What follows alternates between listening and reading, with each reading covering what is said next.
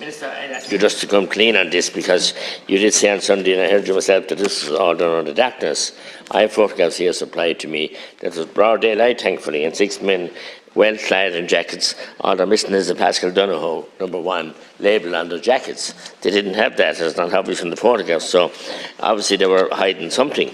Minister, you must surely have been aware that the designer group were working on substantial government contracts for the Department of Social Protection at the time, and they were engaged in erecting election posters for you. Did you not question whether the crew who rigged and de-rigged the posters over several weeks may have been contracted to work on government contract at the same time, instead of jogging around putting up their posters? And it could quite easily happen.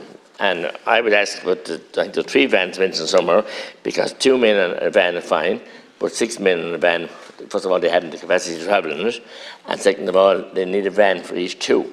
So it's really beyond stretch of credibility that we would have expected to believe this cock and a bull story, or that they were around there just taking photographs and hanging around. Will you accept that you were a member of the government that appointed the certain Mr. Stone to the Land Development Agency Board and the North Inner City Task Force? It has been said that the said gentleman does not take a fee, and we appreciate that, for his LDA role. Nonetheless, as a property developer sitting on a board of a semi-state agency with an annual budget of 2.5 billion, it's nice to be in the know and to be in the golden circle, and this is what I see the problems are. So, Minister, there's huge issues here, and then you were the minister in charge of SIPO. You had a chance in November. I have this information actually since a week before the Taoiseach changed office. Did you inform the Taoiseach, the now Taoiseach, then Taoiseach, of this issue ongoing and the complaint against you in SIPO before he reappointed you as minister for revolving chairs and swap over? And there was a number of questions like that from the political judgment would be the least you would expect that you would have done, and at least I'm sure he would expect or would demand from you. So there are so many questions, and it's a pity they're not answered, and you won't have time to answer them here.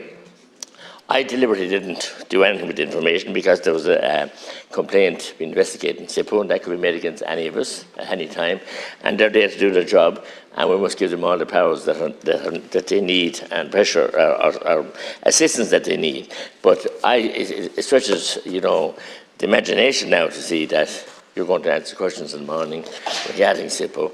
You have recused yourself from dealing with issues while the investigation is going on, but this has to be farcical in the extreme, that you take questions in the morning. Minister McGrath otherwise engaged in Davos or coming and going from that great big party, so you miss out on it maybe this year. You're probably hoping to get there next year, which are well-heeled friends, but this is very serious. This reminds us back of the checks from being done. Hey, big fella, they build houses or build whatever. We thought we'd moved on from that. And we should have moved on from that, and we must move on from that.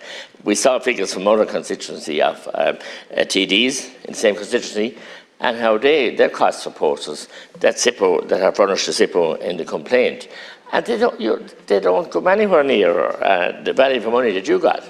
So it must be magic erection and taking down our posters, because we all know, some of us have to do it ourselves and with our family and friends and whatever, and we all know you can't have companies doing it for you, especially if they're not declared, because that's the simple rules of engagement. We all know that you had so many posts in that election, and most people struggle because it was kind of a sudden election, but you were all ready to go. Great to, to have friends in good places, and then you teams them in out by day, and you said on Sunday it was night time. But my photographs here send a nice sunny sky over Dublin Central, and I'm sure that's the first thing you can correct the record on. It was happening during the day. They were obviously being paid by their, or engaged by their employer, and if they weren't working for their employer, who were they working for? Or were they working, I don't nothing against the men, they were doing what they're told, being employed, but you never know when they might start singing. They don't want to be the pigeon stools here, and they're people that we have to respect too, and in their jobs they're fulfilling their role and their orders. And often we say break your boss before you break his orders, but this one I think has a long way to run if you don't answer these questions and answer them honestly. Thank you, Thank you. Deputy Thomas Pringle. That's the postal bank. That's direction. Postal bank.